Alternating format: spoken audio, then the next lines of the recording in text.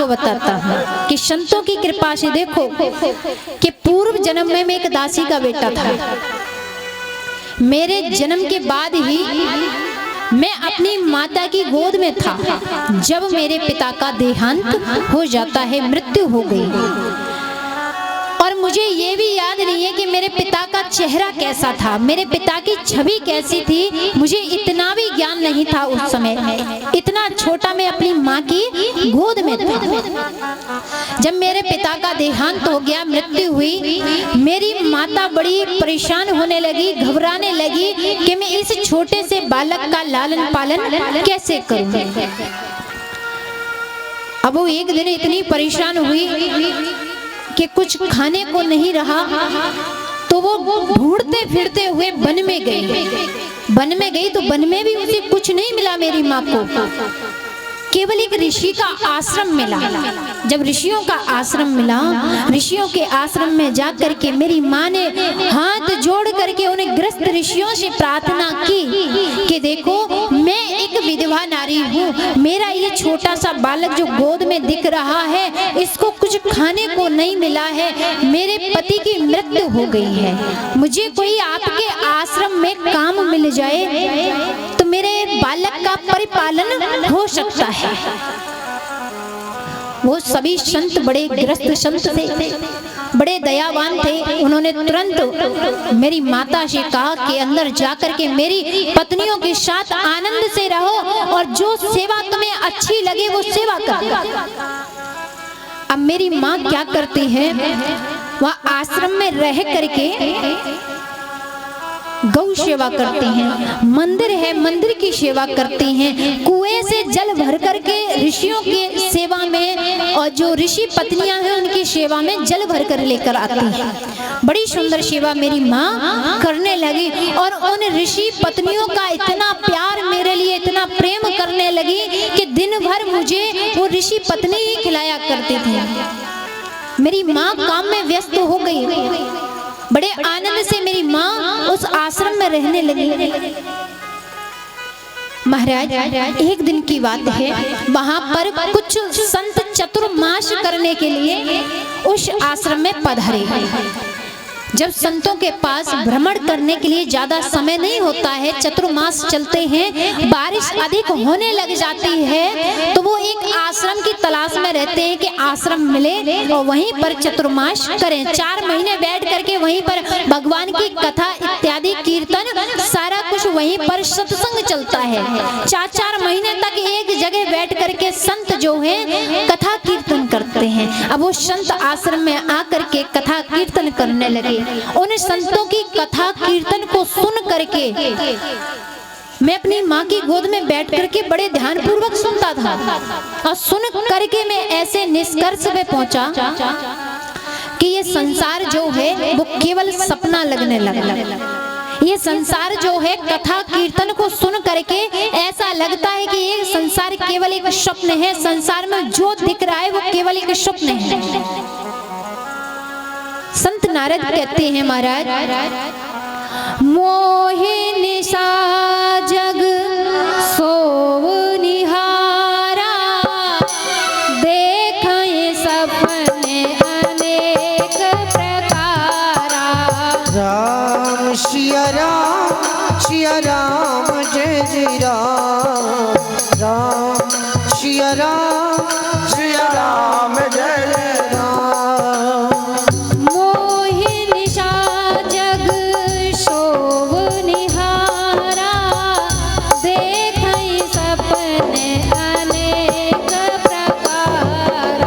राम सिया राम जय जय राम, राम सिया राम जय जय राम। अब एक बात बताओ, यहाँ पर ब्रह्म कुमार नारद जी अपने जीवन की गाथा गा रहे हैं कि जो संसार है ये केवल एक सपना है। आपको नहीं लगता कि ये पूरा संसार जो है वो केवल एक सपना है? आपको लगता है माताओं, बताओ आपको लगता है? अब एक मैया कह रही कैसे लगे, संसार में रह रहे इतने वर्ष बीत गए, अरे मैया हमारे ये नेत्र जो है कब बंद हो जाएं? और जिस दिन ये नेत्र बंद हुए, जिस दिन इस शरीर से वो परमपिता परमेश्वर चला जाएगा, उस दिन संसार कहीं दिखाई नहीं देता। और तो देखो, आपने देखा होगा अक्सर कि जब किसी परिवार में मृत्यु होती है, ये तो विधि का विधान है, सबके यहाँ पर एक ना एक दिन सबके घरों में मृत्यु निश्चित होती है। सभी को जाना होता है उस धाम के लिए, जहाँ से आए हो वहाँ से वापस जाना। ये 4 दिन की रैन बसेरा है यहाँ पर। जब मृत्यु होती है तो आधे लोग तो रोते हैं ना, और पड़ोसी बड़ा खुश होते हैं। देखो कैसे खुश होते हैं, आपको एहसास भी नहीं होने देंगे और खुशी का ठिकाना भी नहीं। जैसे ही किसी व्यक्ति की मृत्यु हुई, 1 घंटा बीता, 2 घंटे बीते, तीसरे घंटे में तो भगवान समझो कि उसी समय इतनी चाय बना करके लाएंगे जग भर के, और साथ में गिलास लेकर के आवेंगे और बड़े प्यार से समझाते हुए, अरे ये तो रोज होना ही है, आज आपके घर है कल हमारे भी घर है। लेकिन अंदर से जो जलन है, अंदर से जो प्रसन्नता है, वो बता नहीं सकते। और देखो, जिसको आप अपने प्राणों से भी बढ़ करके मानते हो, 1 घंटे रोते हो, 2 घंटे रोते हो, तीसरे घंटे तो जल पीना ही पड़ता है। पीते हो ना, तब सोचते हो अरे आज ये गया है कल हमें भी जाना है। तो देख लो कितना मोह होता है, कितना ममता होती है। बस केवल जब तक इस शरीर से वह परमात्मा नहीं जाता है, तब तक सब कुछ माना जाता है। और ना फिर तो घर के ही कह देते हैं जल्दी ले जाओ, जल्दी ले जाओ, अन्यथा कहीं कुछ ज्यादा भयंकर बात ना हो जाए। और कितनी जल्दी तैयारी होती है। जिस तैयारी के लिए जीवन निकाला, जिस जगह जाने के लिए जीवन निकाला, और वही रिश्तेदार, वही परिवार वाले कुछ छड़ बैठ लगाते हैं, अरे नहीं, अब तो ये माटी हो गई है, इसमें कभी भी कीड़े पड़ सकते हैं, ले जाओ। और वही व्यक्ति ने इस धराधाम पर आकर के, इस धरा के जो कमाया है, जो जोड़ा था, और इस धरा पर ही धरा रह जाएगा। है कितनी सुंदर बात कही है कि जो कुछ कमाए हो इस धरा पर ही छोड़ करके जाना है, लेकर के कुछ साथ नहीं जाना है। लेकिन फिर भी बार बार समझाया जाता है, बार बार बताया जाता है कि ये संसार केवल स्वप्न है। संसार में जो दिखाई दे रहा है केवल विष्णु की माया आपके नेत्रों के सामने भ्रमण कर रही है। लेकिन फिर भी बड़ी कंजूसी है। भगवान के नाम को गाने के लिए, भगवान को पाने के लिए। नारद जी कहते हैं कि जब से मुझे पता चला कि संसार केवल सपना है, मैं किसी से मोह करना, जहाँ तक कि मेरी माता है उससे भी मोह समापन हो गया, ममता समापन हो गई। जबकि शास्त्र कहता है कि जिस माँ ने 9 महीने गर्भ में धारण किया हो, उदर में धारण किया हो, उसकी जीवन पर्यंत जब तक जीवन रहे तब तक उस माँ की सेवा करनी चाहिए। एक दिन की बात है, संत जो हैं बैठे हुए थे, मैं उन संतों के पास गया और संतों के पास जाकर के मैंने बड़े निवेदन पूर्वक कहा कि बाबा कि आपने जो कथा कीर्तन गाया है ना, उससे मेरा जो मन है इस संसार से हट गया है। जब आप कथा कीर्तन का विराम करके जाओगे तो मुझे भी साथ लेकर के चलना। अब संत जी को क्या पता, संत जी ने भी हाँ कर दी कि चलना। संत नारद कहते हैं उसी समय मेरी माँ को कुछ क्षणों के बाद पता चल जाती है कि मेरा बेटा इन संतों के साथ जाना चाहता है। मेरी माँ रात्रि में उन संतों के पास गई, चरण पकड़ लिए और रोने लगी, कहने लगी कि देखो मेरे बुढ़ापे में सेवा करने वाला कोई नहीं है, यही एक इकलौता पुत्र है, मेरा पति भी नहीं है जो मेरा साथ दे सके, लेकर के मत जाना। अब तो धर्म संकट में पड़ गया, संत जो है वो संकट में पड़ गए। इधर वह बालक जो है वो रोता है कि मुझे साथ लेकर के चलना, और माँ रोती है कि मेरे पुत्र को साथ लेकर के मत जाना। संत जाने लगे, जब संत जाने लगे तो संत नारद जी सामने आकर के खड़े हो जाते हैं और कहते हैं कि आपने तो कहा था कि संसार में कोई किसी का नहीं होता है, और जब मैं आपके साथ चल रहा हूं तो आज आप मना क्यों कर रहे हैं? संतों ने कहा कि आपने हमारी कथा कीर्तन सुना, कीर्तन का सार क्या था, कथा का सार क्या है? मातृ देवो भव, पितृ देवो भव, आचार्य देवो भव, कि माँ को देवी मानो, पिता तुम्हारे हैं नहीं, और जो गुरुजन है वो तो तीसरे नंबर पर आते हैं। जब तक माँ है तब तक माँ की सेवा करो। भगवान भी कहता है कि प्रथम पूजा माँ की करो, और जब माँ की पूजा करोगे तो मैं हमेशा आपके साथ हूँ, हमेशा आपकी रक्षा करता रहूंगा, आपके साथ मैं हमेशा खड़ा रहूंगा।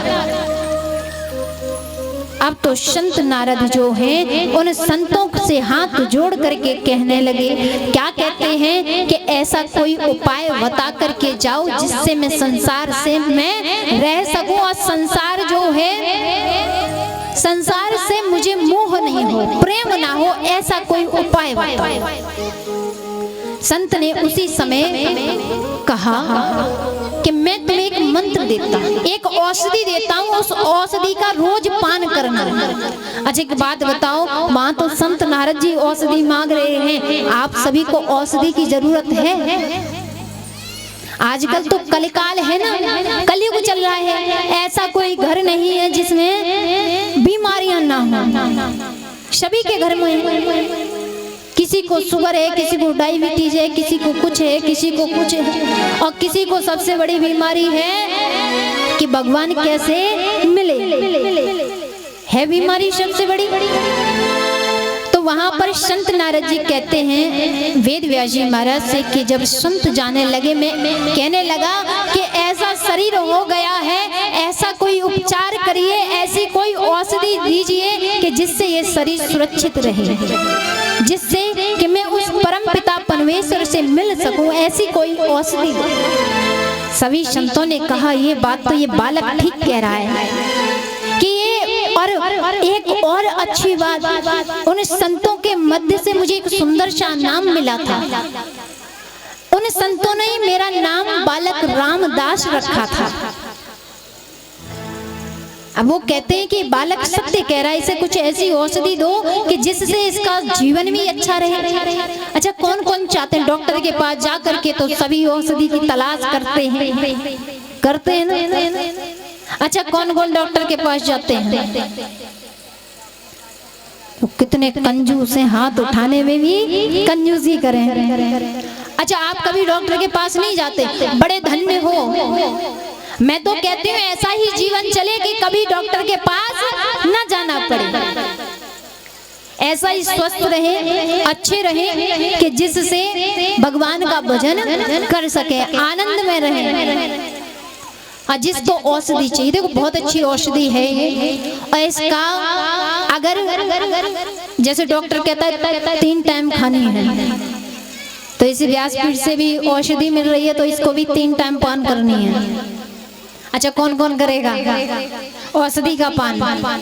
आप ध्यान रखना, करना पड़ेगा। हाथ तो उठा रहे हो पूरे पूरे, लेकिन ऐसी औषधि है कि जो जीवन अच्छा बना देगी।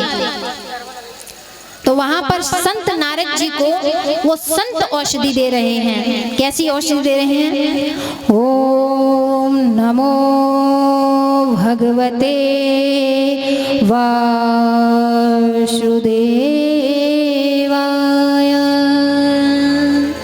अच्छा, सभी ध्यान लगाएंगे। बड़ा सुंदर भगवान का ये मूल मंत्र है, तो सभी ध्यान लगाएं। ओम नमो भगवते वासुदेवाय।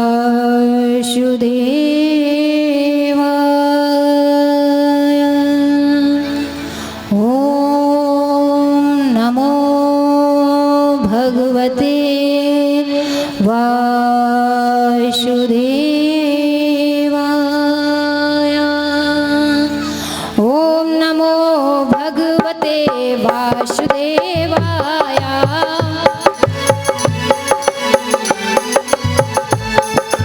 ओम नमो भगवते वासुदेवाय। ओम नमो भगवते वासुदेवाय। अच्छा, आप सभी की आवाज आ रही है या नहीं, ये भी तो देखना चाहूँ भैया, थोड़े बंद करना, हम भी तो देखें कि इनका मन है या नहीं है, कि केवल हम ही मेहनत करे जाएं। ओम नमो भगवते वासुदेवाय।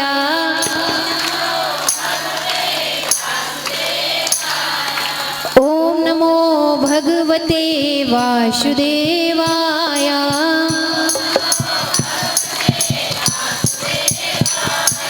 वासुदेवाय वासुदेवाय। वासुदेवाय वासुदेवाय। वासुदेवाय वासुदेवाय। वासुदेवाय वासुदेवाय। ओम नमो भगवते वासुदेवाय। ओम नमो भगवते वासुदेवाय। ओम नमो भगवते वासुदेवाय। ओम नमो भगवते वासुदेवाय। ओम नमो भगवते वासुदेवाय। अब बताओ मैयाओ, इसका कौन कौन, देखो डॉक्टर के पास से दवा मिलती है तो 3 बार तो पान करते ही हैं, तो इस औषधि का कितनी बार पान करोगे? देखो नियत सावधान से बताना, ये नहीं है झूठ बोल लो। अच्छा, याद सभी को हो गया ना? सभी को याद हो गया? आप बताओ अपनी इच्छा से कि आप कितनी बार पान कर सकते हैं इसे दिन भर में, 24 घंटे में। तब एक दूसरे के मुख की ओर निहारने से काम नहीं चले, बताने से काम चले, चलता है ना, बताने से। और देखो इसमें हमारा तो कुछ नहीं, हमें तो कुछ नहीं मिलेगा, लेकिन आपको बहुत कुछ मिलेगा। आपको तो इतना मिल जाएगा कि हो सकता है कि परमात्मा आपके ऊपर जल्दी रीझ जाए। तो संत नारद कहने लगे कि इस प्रकार उन संतों ने मुझे ऐसी औषधि दी कि मैं उसका दिन भर पान करता था, पूरे दिन पान करता था, रात्रि में पान करता था। और ऐसा पान किया, ऐसा वैराग्य आया, ऐसा त्याग जीवन में आया। और एक दिन में रात्रि में लेटा हुआ था, विचार कर रहा था कि मेरी माँ की मृत्यु हो जाए, फिर तो मुझे कोई भजन करने से रोक नहीं सकता। जब तक माँ है तब तक इस धराधाम को, इस जगह को छोड़कर जा नहीं सकता। और जबकि शास्त्र कहता है, नारद कहते हैं कि शास्त्र कहता है कि माँ के प्रति ऐसा सोचना पाप है और महापाप है।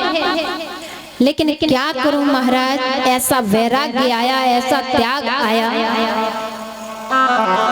कुछ दिनों के बाद मेरी माँ सेवा कर रही थी,